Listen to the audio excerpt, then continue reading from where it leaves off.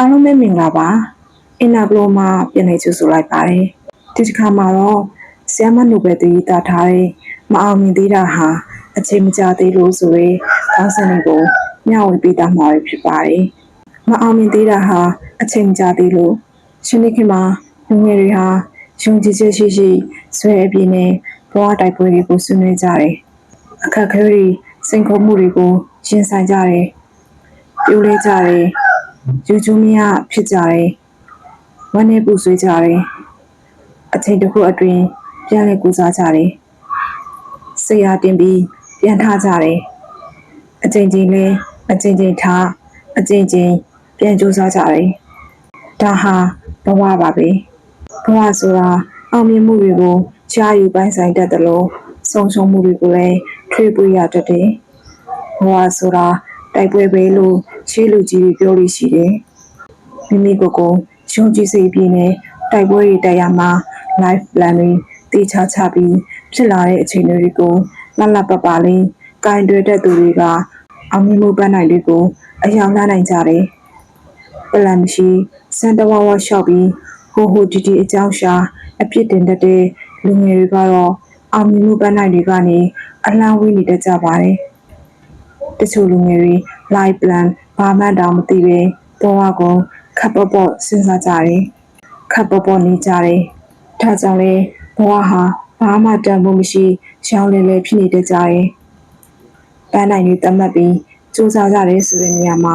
အောင်မြင်ကြသလိုဆုံးရှုံးမှုတွေရှိကြတယ်လူငယ်တိုင်းနားလည်ထားရမယ့်အရာတစ်ခုကတော့ဖဲကြတဲ့နေရာဟာပန်းနိုင်မဟုတ်ပါဘူးဆိုတာပါပဲမအောင်မြင်သေးတဲ့အခြေအနေတစ်ခုဟာပန်းနိုင်မဟုတ်ပါဘူးကြာရှုံးတဲ့အခြေအနေတွေဟာမိမိဘဝရဲ့ပန်းနိုင်တွေမဟုတ်ပါဘူးလူငယ်တယောက်နဲ့တယောက်လူသားတအုပ်နဲ့တအုပ်တူညီတဲ့အရာဆိုလို့လူဆိုတဲ့အရာပဲရှိပါတယ်စဉ်းစားကြည့်ပါခန္ဓာကိုယ်ပုံစံမျိုးမတူကြဘူးအရာအသွေးတွေကြည်ပြင်းရတဲ့အခြေအနေတွေမတူကြဘူးစိတ်ကူးတွေမတူကြဘူးခံယူချက်တွေဝါသနာတွေ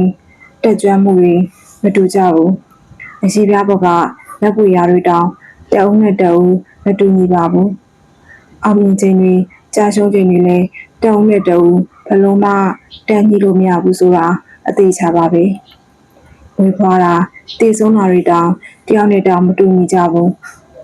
မတူညီတာတွေနဲ့ဖွဲ့စည်းထားတဲ့ဒီကဘာကြီးပေါ်မှာ